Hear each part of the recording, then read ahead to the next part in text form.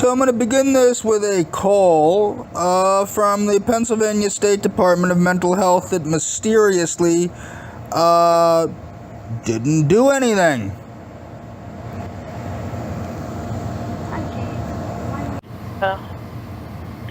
Hi James, my name is Eva. I'm with the State Office of Mental Health and Substance Abuse Services. I am interested in following up and helping you further with your concerns. You had indicated that you had some concerns with regards to one of the counties in our region.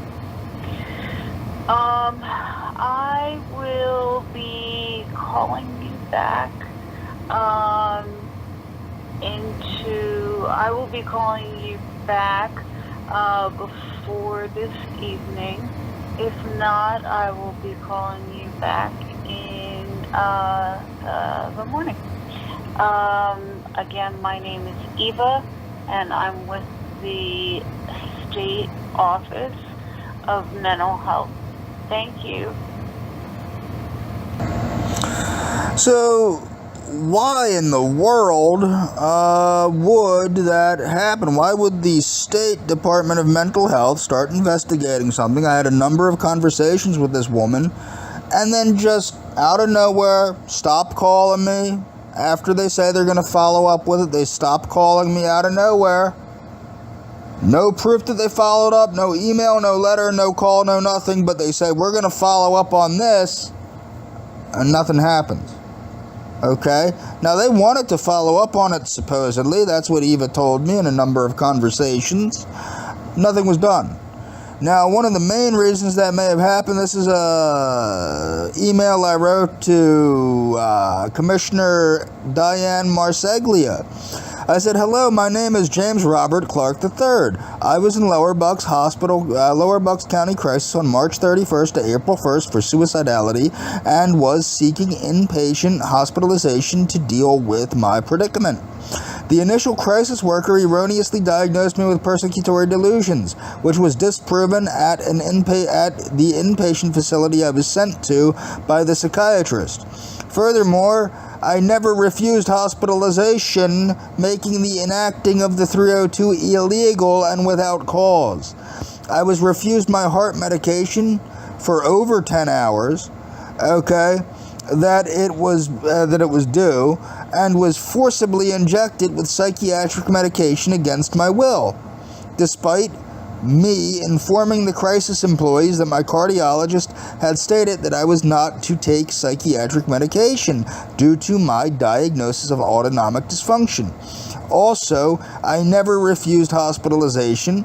I only refused to go to Lancaster due to the inability of my associates to bring me clothing or my checkbook or to pay my rent, for me to pay my rent and other bills. I would have effectively been homeless if I was 302. So this was an attempt to make me homeless or I assume kill me. I mean, in retrospect, I don't understand what else this could have been. Literally, they refused me medication until my ex-girlfriend physically went to my cardiologist to have them administer my medication. Okay, that's ridiculous. So I said I will be pressing charges against Lower Bucks County Crisis and Lenape Valley for wrongful imprisonment. This is also not the only bad experience I've had with this place. Years ago, I called for a mobile crisis, and the person on the phone insisted I was lying about my situation, and my ex-girlfriend had to leave work and spend time with me.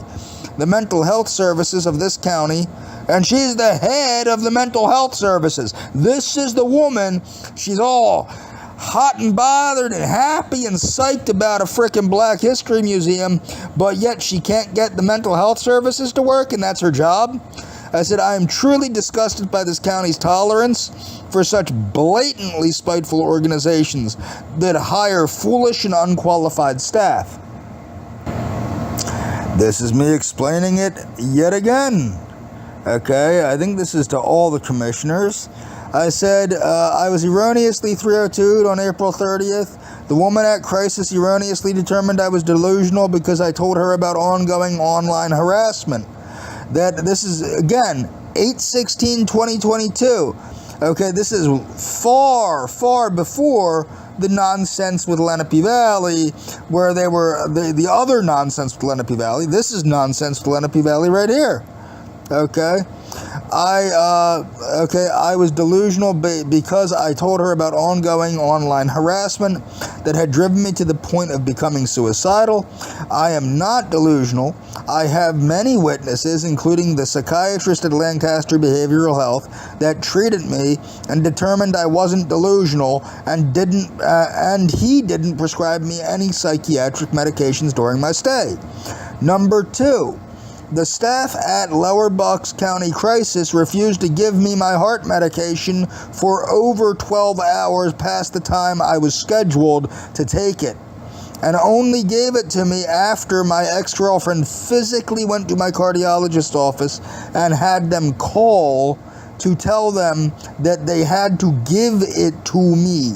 Not taking that medication on time could have resulted in tachycardia or cardiac arrest. Number 3, the supervisor at the facility was so lax, or the supervision, I should say, at the facility was so lax that a woman having a psychotic episode was ignored for upwards of 16 hours and had managed to find her way into my bed, making me have to get out of bed and making it so I couldn't get any sleep. I also had to talk to the poor woman and calm her down. Okay, a number of times, not just once, not just twice, maybe 15 times, 16 times, because she was having a psychotic episode and nobody did anything about it.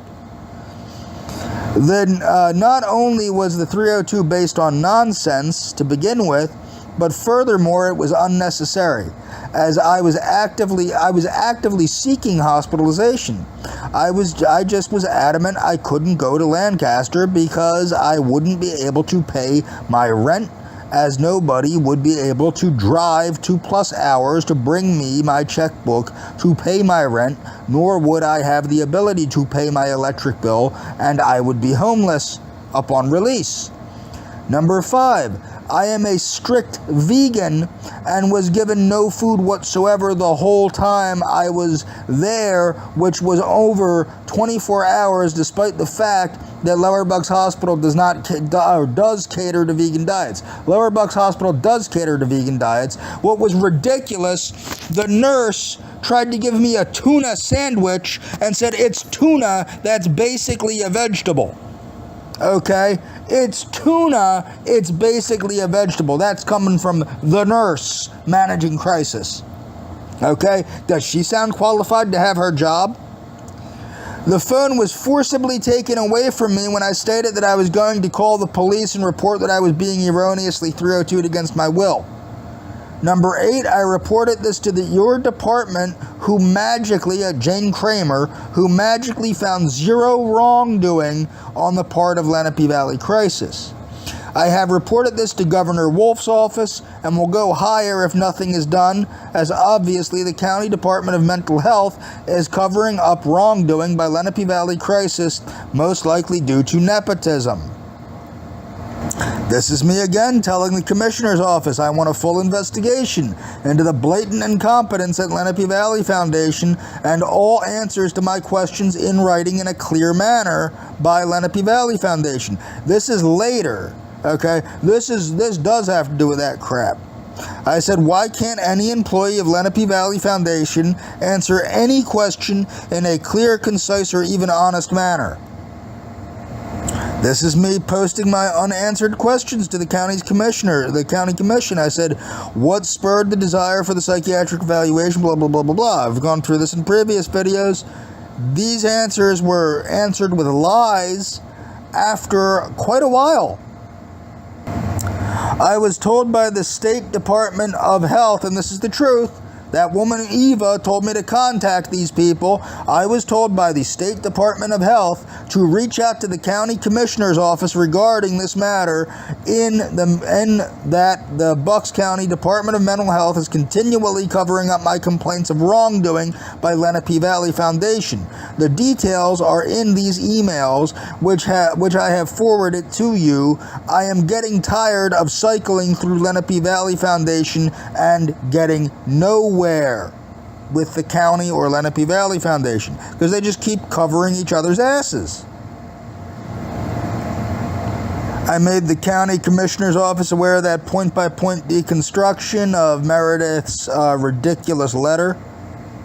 This is me again informing the county commissioners as well as other people. I will believe the county, this is me saying, I will believe the county and Lenape Valley Foundation's official fairy tales as soon as Kelsey Beecham sends me a signed sworn legal statement stating that everything that she said to me in session and on the phone with Marshall was a lie.